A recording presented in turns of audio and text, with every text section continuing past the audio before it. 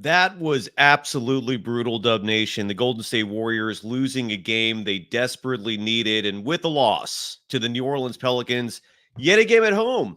The Warriors are a 500 team at Chase Center this year. Inexplicable, unexplainable, and the Warriors are back down to the 10 seed. There's still hope for them to at least host their play-in game, which is probably going to be on Tuesday.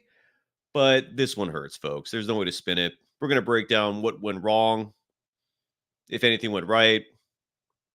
This is Locked On Warriors. You are Locked On Warriors, your daily Golden State Warriors podcast. Part of the Locked On Podcast Network, your team every day.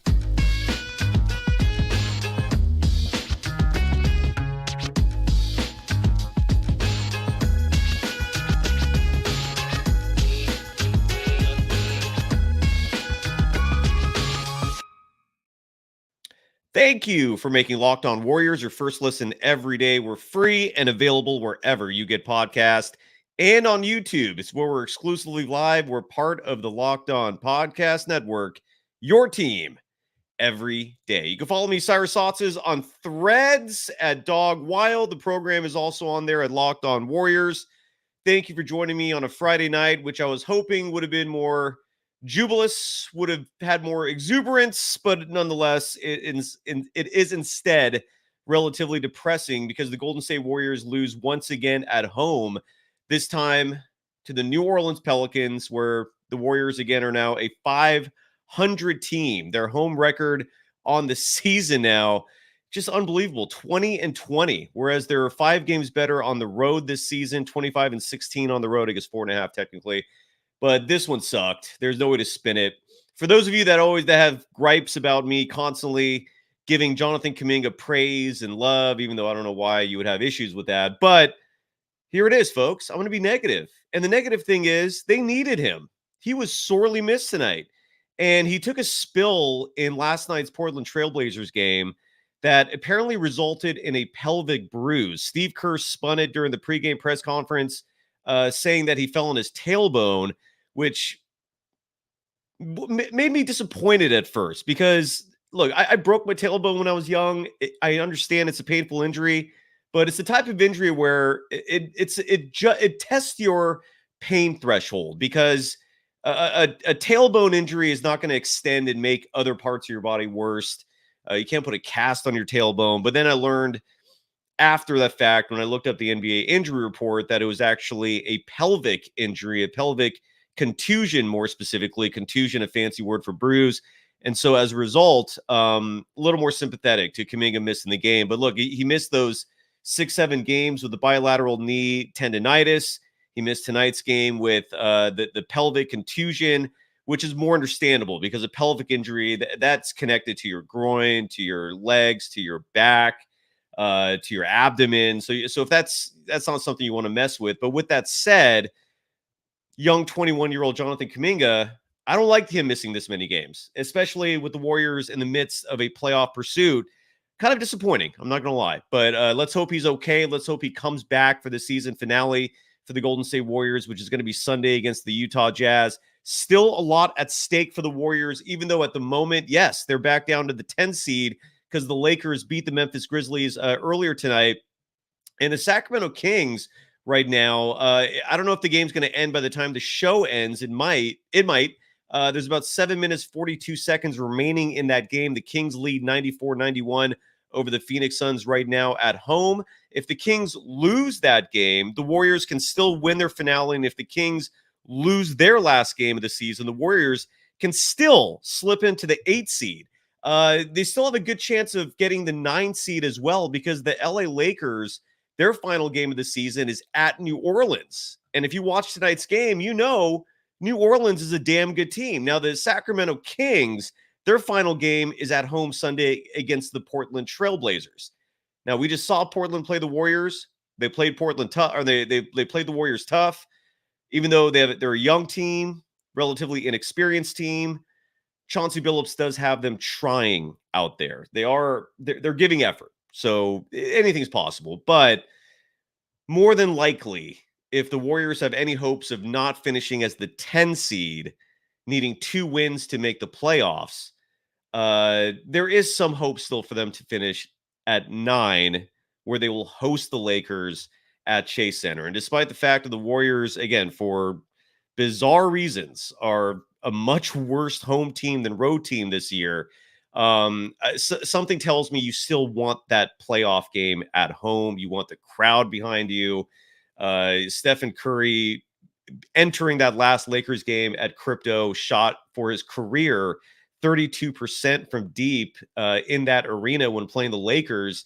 That number jumps almost 10 percentage points when they play the Clippers there. And the stark difference between those two teams at Crypto is the Lakers turn the lights off in the crowd. The Clippers don't do that. And so whether or not that's the sole reason for Steph struggling until the recent game at Crypto playing the Lakers, who knows? And yes, the last time they played, Steph was a perfect 6 for 6, snapping out of a career slump at Crypto. But nonetheless, I think it's safe to say that if you're a member of Dub Nation, if you call yourself a Warriors fan, you want that game at home. You still want to be in the comfy confines of Chase Center instead of playing that game in LA. But this game tonight was absolutely brutal. What stuck out to me and to a lot of people was that second quarter. What stuck out to me personally in that second quarter was the fact that the Pelicans went on a 32-8 run. And during that entire run, when it started, the Warriors had a decent lead. They had control of this game. The score at the end of the first quarter, to put in perspective for you, was 26-17. The Warriors led. And they started off the second quarter still playing good basketball. So what happened? The Pelicans they outscored the Golden State Warriors 45-22 in that second quarter, which included, again, that 32-8 run. And what really was appalling to me, besides the turnovers, and we're going to talk about that, because to me, the turnover thing, when it comes to the Golden State Warriors, is a little overrated. People like to make a big deal out of it, but the Warriors have always been a freewheeling type of team, right? They make dangerous passes sometimes. They go for the extravagant play, but it usually pays off. And I'm one of the few people apparently who just the assist to turnover ratio stat is just a little overrated in terms of impact on a game. And a huge reason why I bring that up is because if you look at the all-time greats, assist to turnovers is not a stat that they were exemplary in. With that said, it made a huge difference tonight. And those turnovers are brutal. But to have a 32-8 run by the Pelicans and to have Steve Kerr not call a timeout once during that entire run, that was just perplexing to me. I do not understand why Kerr didn't stop play once to stop the bleeding. He just let them play it out, and it failed. That strategy failed. Apologies for the pause there. And that second quarter was absolutely just brutal. There's no way to spin it. In that second quarter, Trey Murphy had 9 points on a perfect 3 of 3 shooting from beyond the arc. CJ McCollum had 15 points in that second quarter on 5 of 7 shooting from beyond the arc. Jose Alvarado made a 3-pointer in that quarter.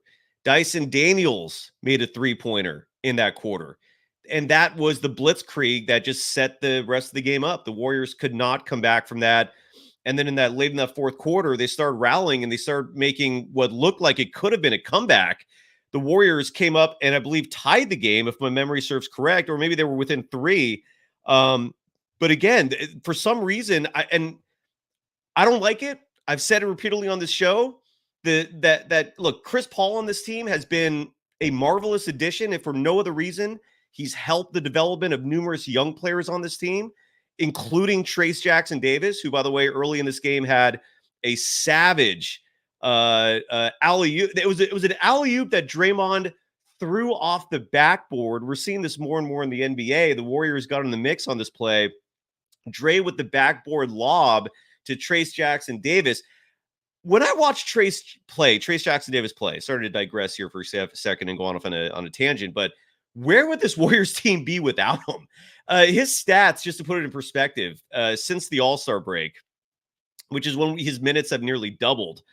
Since the All-Star break, Trayce Jackson-Davis is averaging 22 minutes per game. He's averaging 10.2 points per game on 70.9% shooting, leading the team overall. He's averaging 6.6 rebounds per game. He's averaging 1.7 blocks per game.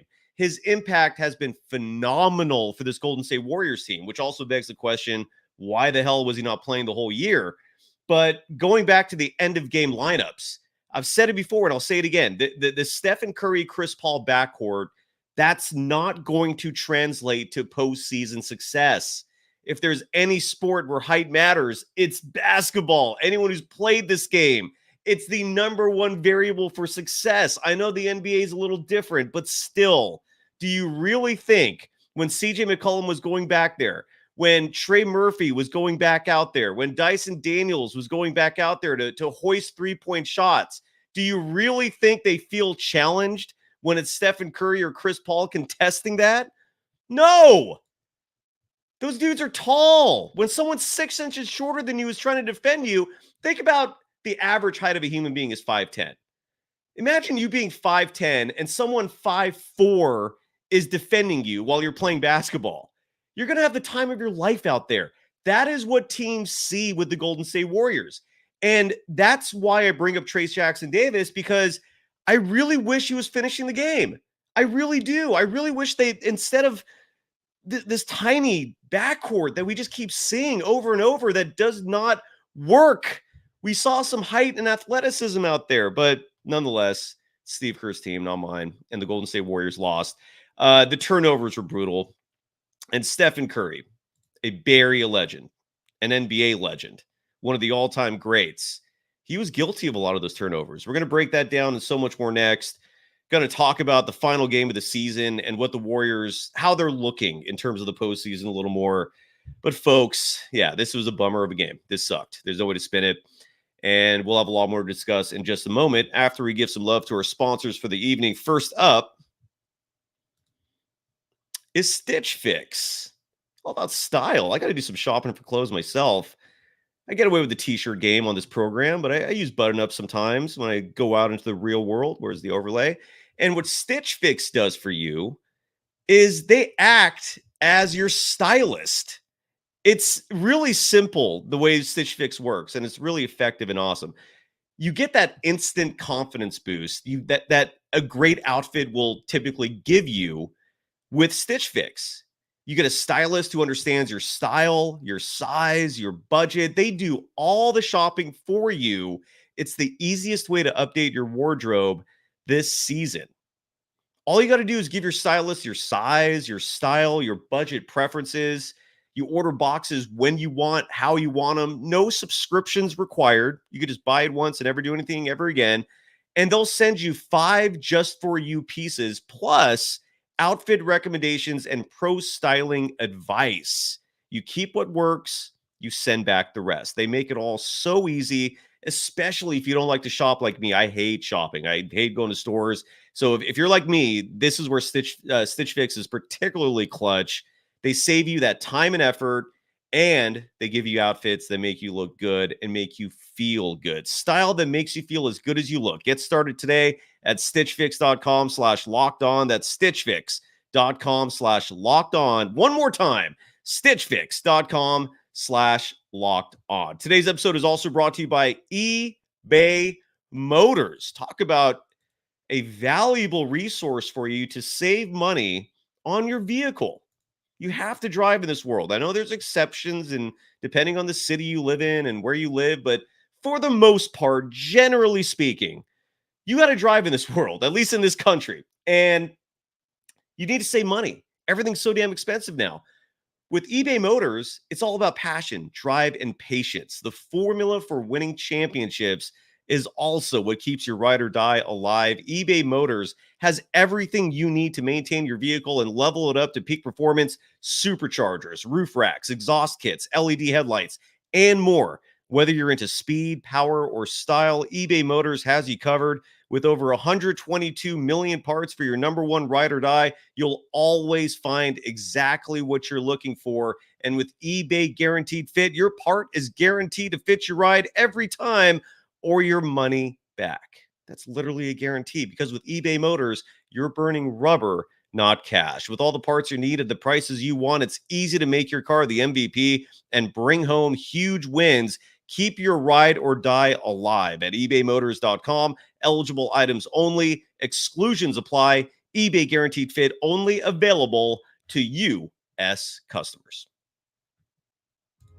You are Locked On Warriors, your daily Golden State Warriors podcast. Part of the Locked On Podcast Network, your team every day. Are you sick and tired of all the yelling, all the screaming on those other networks like ESPN, Fox Sports? You have to turn down the volume with all that shouting.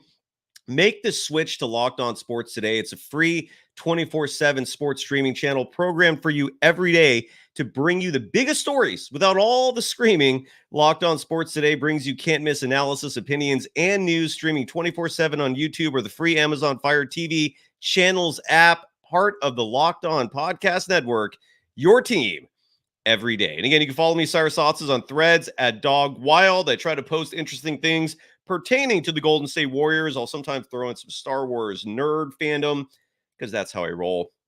But Stephen Curry and Abraham De Leon in the chat, right? Stephen Curry was way too anxious today on those last possessions. I agree. Yet he scored a big three right before the collapse. Also agree. And Stephen Curry, though, in that second quarter, it was a mixed bag for him. That second quarter, again, an absolute disaster. I mentioned all the deep bombs that numerous Pelicans players dropped. Well, the Golden State Warriors, for their part in that second quarter, got no points from Draymond Green. Side note, Draymond Green scored 0 points this entire game. I understand he had a really difficult defensive matchup tonight, and I thought he did good for the most part. He did step back and allow open three-pointers, which was a problem for this entire Warriors team. Draymond Green had sort of an excuse tonight, again, defending Zion Williamson, a player who Charles Barkley on last night's Inside the NBA hilariously said is what Shaq and Charles Barkley having a baby together would result in. Zion Williamson, I was laughing at that. But nonetheless, it's not easy to defend that guy. He's strong, he's big. He's surprisingly fast for his size. But Draymond Green, 0 points in this game. None. A fat donut. He did have 12 rebounds. He did have 11 assists and a block, but did not even have a field goal attempt. Kind of bizarre. I don't know if I remember the last time Draymond Green did not even put up a shot in a game. For someone whose offense has been solid this year, and the teams relied on that considerably, a little bizarre. But in that second quarter, he had a donut. Andrew Wiggins played 9 minutes in that second quarter, 1 point from one free throw. He missed the other one. Trayce Jackson-Davis only played a minute in that second quarter. Do you think it's a coincidence that he plays 1 minute in a quarter and the Golden State Warriors have a disastrous second quarter? No. He only played 1 minute. Klay Thompson played 9 minutes, 24 seconds in that second quarter and scored 3 points on one three-point attempt. He missed 2 other field goal attempts. Brandon Podziemski, I don't know where he was in the fourth quarter of this game, but he played nearly 10 minutes in the second quarter, had just 1 field goal attempt, had 2 points. Chris Paul had 4 points in that second quarter, played 6 minutes and change. The point is, the only player scoring points in that second quarter while the Pelicans were putting up a barrage of three-point shots was Steph. Steph in that second quarter was 4 of 6 from the field, including a perfect 2 of 2 from beyond the arc. He had 10 points in that second quarter. Reaching double digits in a quarter scoring-wise is awesome because you're on pace to score 40, right? If you're getting 10 a quarter. But the problem is that he also had 4 turnovers in that second quarter. Steph finished the game with 7 turnovers in this game. All right, that's not chump change. 7 turnovers is a very high mark. Now, he wasn't the only one that was just completely reckless with the ball. Andrew Wiggins had 2 turnovers. Draymond Green had 2 turnovers. Klay Thompson had 2 turnovers. Podziemski, Chris Paul, Trayce Jackson-Davis, they each had a turnover. Collectively, the Golden State Warriors had 16 turnovers in this game. And that resulted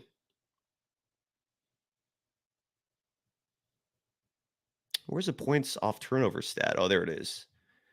25 points is what the Pelicans got from those 16 turnovers, which is actually a fairly low number for that amount of turnovers. So the Pelicans scored 25 of their 114, off those turnovers. The Warriors end up with 9 turnovers of their own that they forced from the Pelicans, and they scored 12 points off that. So the Warriors lose this game by 5, and the Pelicans outscore the Warriors by 13 in terms of points off turnovers. You could say that's the difference in this game.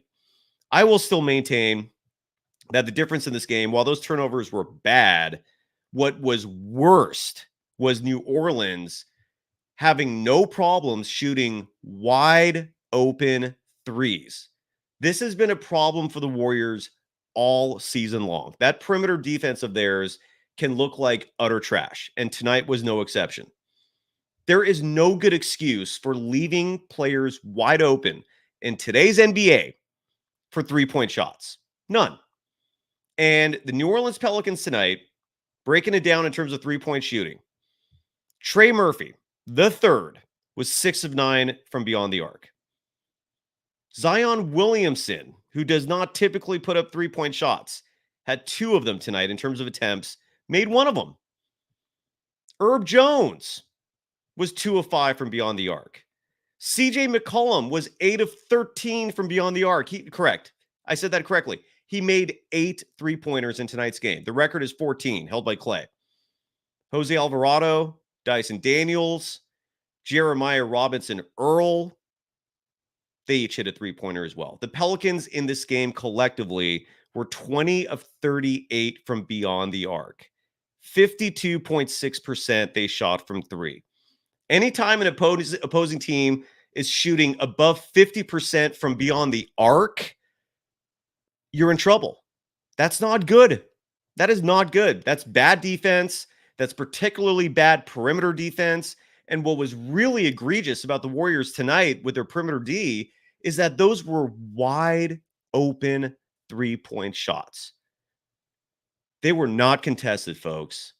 And that's a huge problem. And the Warriors themselves, who normally win the three-point battle, were 13 of 34 themselves. So the Pelicans had 7 more three-pointers than the Warriors on just 4 more attempts. New Orleans, 20 of 38. The Warriors, 13 of 34. Stephen Curry led the team in scoring tonight. He had 33, with 7 of 13 from beyond the arc, 12 of 23 overall shooting. But man, those 7 turnovers, that was brutal. And some of those were just sloppy and ugly. That's brutal. So when we come back, and Gamer F2P saying that's not entirely true. I didn't say literally all of them were uncontested, but the vast majority were. And in fact, if you follow me on Threads at Dog Wild, I posted a minute-long clip in that second quarter when the Pelicans went on that 32-8 run. You could see 2 of them right there. There were a whole bunch of them. Yes, Adrian Gutierrez. It was a lazy effort on defense. And I don't know if it's lazy or if the age thing is coming into play or if it's the height thing is a factor in this. A lot of it was transition defense failing. And that's always where other teams are going to get easier three-point shots. If your offense is putting up bad shots, that sets it up for the other team to run it, to have a fast break, and you're never going to face a set D when you're pushing the ball. And a lot of that happened tonight. Ooh, Tim Ford writes that sack loss. Let me look at that real fast. I have that game on one of my screens here. Here we go. Is that true? Oh, yeah, look, 0 seconds. The Phoenix Suns win 108-107. So, look, folks, there's some good news here. Thank you, Tim, for that. We'll break down the playoffs and where everything sits when we come back. Because with that Sacramento loss to the Phoenix Suns, the Warriors can still get, and you're absolutely right, Roberti Mao, fast breaks are especially easier against a small team. You're correct. But when we come back, I'll talk about how the Warriors, despite this ugly loss, can still get the 8th seed. It's very possible. We'll discuss that and more as we finish up the show after we give some love to our final sponsor for the evening. And that is the official sportsbook of the Locked On Podcast Network, and that's FanDuel. It's playoff time in the NBA and NHL. Baseball's in full swing, and FanDuel is your place to bet on every game. Right now, new customers get $150 in bonus bets guaranteed. That's $150 win or lose. You could bet on everything from slap shots to home runs to slam dunks, all on an app that is safe, secure, and easy to use. What are you waiting for? Visit FanDuel.com/locked-on and make your first bet an automatic win. FanDuel, America's #1 sportsbook. You are Locked On Warriors, your daily Golden State Warriors podcast. Part of the Locked On Podcast Network, your team every day. Thank you for making Locked On Warriors your first listen every day for the everydayers. We're back Sunday. It's Warriors and Jazz, final game of the regular season. I cannot believe it's here. This has been like one of the craziest seasons, maybe the craziest season. Certainly in my nearly 25 years covering the Golden State Warriors, this was the craziest year ever. And when we say craziest year ever, we're talking about the We Believe teams. We're talking about some of those Don Nelson, Monte Ellis teams. We're talking about a lot of those dynasties, the Kevin Durant years. Of all those years, I'd say since 2000, because I don't think this year surpasses the Latrell Sprewell season. When one of your star players chokes out a head coach, I think that's going to take a leap. But this was the craziest year. It's pure chaos. It's been a roller coaster of emotions, lack of stability. 1 minute you're feeling great, 1 minute you feel like crap. That's what this season's been. And the wildest part is it's not over yet. We got one more game, then a play-in, which is probably going to be on Tuesday. And if the Warriors finish 9 or 10, they're going to have to win 2 games to get into the playoffs. If they somehow finish 8, they might play this Pelicans team again, this time on the road. They win that game, you get the 7 seed. You lose that game, you play the winner of 9 and 10 to determine who gets the 8 seed. And right now, if you're the 8 seed, in all likelihood, I was going to say you probably play the Denver Nuggets, but right now the OKC Thunder are the top seed. The Minnesota Timberwolves are number 2 right now, and the Denver Nuggets have slipped to 3. Just an insane year in the NBA, especially for the Warriors, but just for everyone, really. So, undetermined who will play who in terms of 1 and 8, 2 and 7, and so forth. But for the Golden State Warriors, who are currently 45 and 36 on the year, and they play Utah at home Sunday. They win that game. They finish 46 and 36. They lose 45 and 37.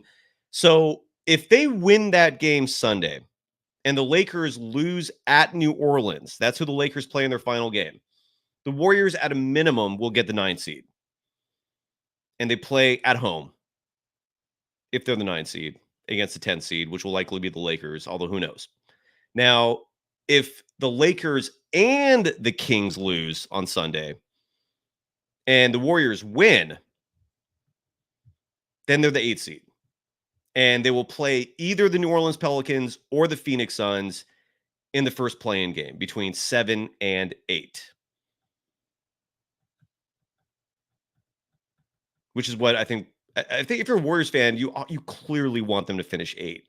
So that's still very much in play. I can't believe the Kings lost again. Just talk about a free fall for them. So that's how it's going to go. If the Lakers and Kings both lose and the Warriors win, and again, the Kings host the Trailblazers, I'm not feeling as optimistic about that as I am the Lakers being in New Orleans, but you never know. This Kings team, talk about just a precipitous fall from just a year ago. So if the Kings and Lakers lose and the Warriors win, they get the 8 seed. If the Warriors win and both the Lakers and Kings win their games, then the Warriors will finish the 10 seed. And they're going to play a road game against the 9 seed, which right now is the Sacramento Kings. And I'm going to guess fans, myself included, will want the Kings instead of the Lakers for pretty obvious reasons. That is how it would, if the season ended today, that's where the Warriors are. They play on the road, just up Highway 80, and they play the Sacramento Kings in Sacktown. I like my chances there.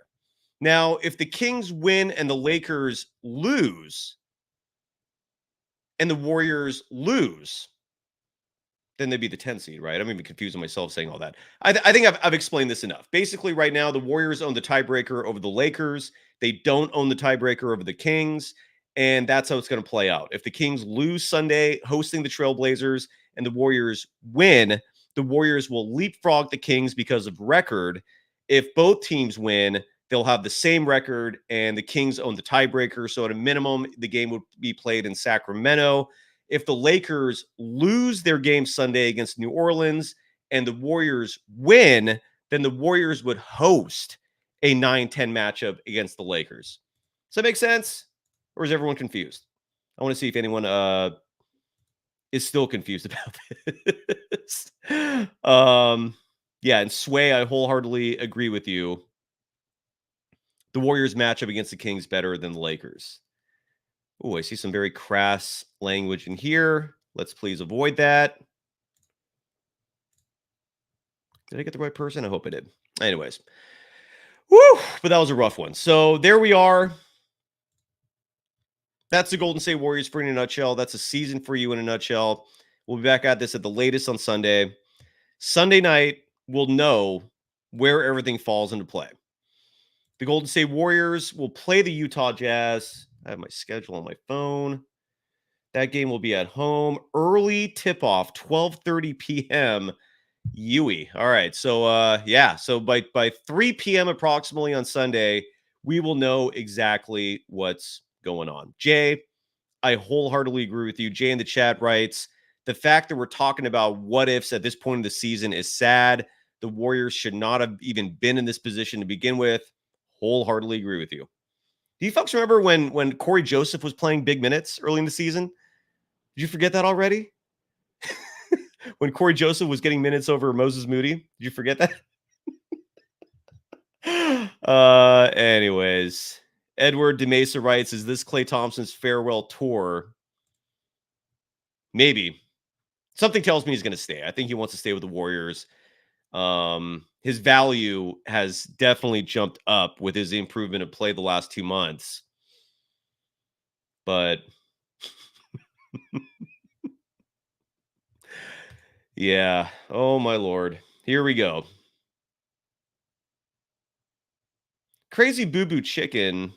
Never mind. I'm not going to go there right now. I've only got a minute. There was some Kaminga slander. If anything, tonight should have shown the value of Jonathan Kaminga. The Warriors, I don't think, lose this game if he's in. I mentioned the last show, the points in the paint impact that Kaminga brings. All right. The Warriors went from being dead last in the NBA in points in the paint to, in the month of March, being 4th. And it's entirely because of him. You don't think they could have used the size in this game tonight? Oh, boy. And Henry Braxton writes, if all 3 teams win, the Warriors are the 9 seed because they own the tiebreaker against LA.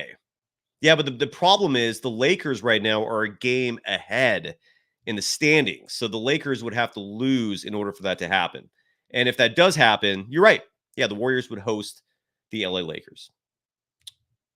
Oh my God, what is going on with the homophobic comments and just the nasty language in the chat tonight? Oh, well, Friday night, baby. Have fun. Be safe out there. We're going to call it a wrap on that note. It's been a crazy season, folks. Follow me on Threads at Dog Wild. Thank you, everyone. Yeah, Julian Alika, I agree with you. How can Steve Kerr play Klay? Klay Thompson tonight, just to read off his stat sheet, defensively, he was a massive liability. Offensively, 19 points, 3 of 9 shooting from deep. That's 33%. That's not good. 6 of 19 shooting from the field. He did have a decent fourth quarter. I think in quarter 4, I should have that stat. I thought he played decent in the final quarter of this game. Andrew Wiggins did not have a good game. But Klay in the fourth. Oh, no, never mind. I'm wrong. Played all 12 minutes, was 1 of 6 from the field, was 1 of 4 from deep. Yeah, you have every right to criticize Steve Kerr. I mean, for playing Klay Thompson. All righty. Yes, Mysterious K, he did have a steal on Zion, but considering those stats I just read to you, doesn't justify it. Thank you, everyone. Have a great night. That was brutal. No way to spin it. That was rough. That hurt. Bye-bye.